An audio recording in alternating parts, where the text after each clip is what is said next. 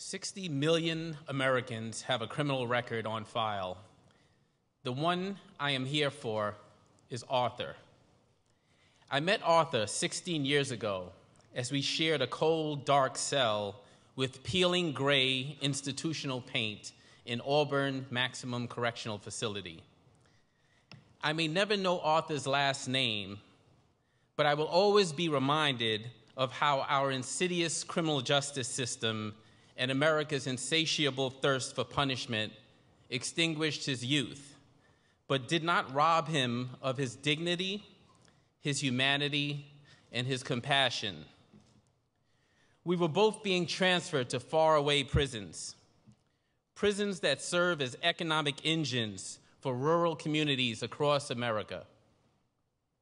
A 4-decade-long stimulus plan on the backs of Black, brown, and poor Americans.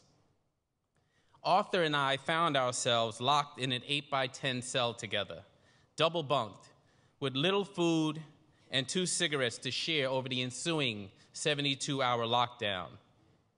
It was Christmas weekend, 1997. Arthur was a 33-year-old man with 16 years in on a 25-year sentence for drug possession. I was serving 6 years for robbery. He was sentenced under New York State's now infamous mandatory minimum Rockefeller drug laws, wasteful, tough-on-crime laws that have decimated thousands of individuals, families, and entire communities. 40 years, $1 trillion spent, 45 million arrested, and I can cop cocaine in any city in America for less today than it cost when this war started.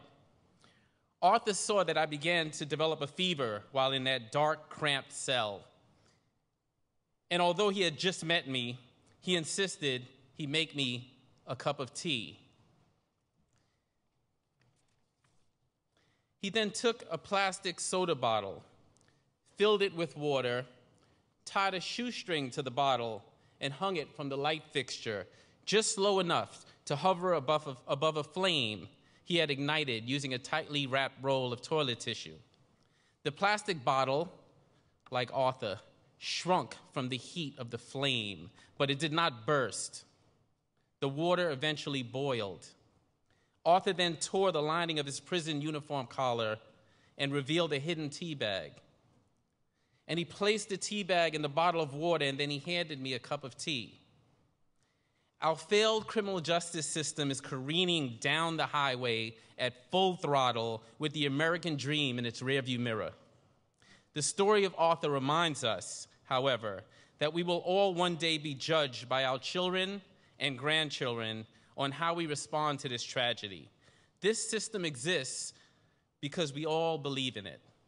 Today, we can stop believing. 60 million Americans have a criminal record on file. The one I am here for is Arthur.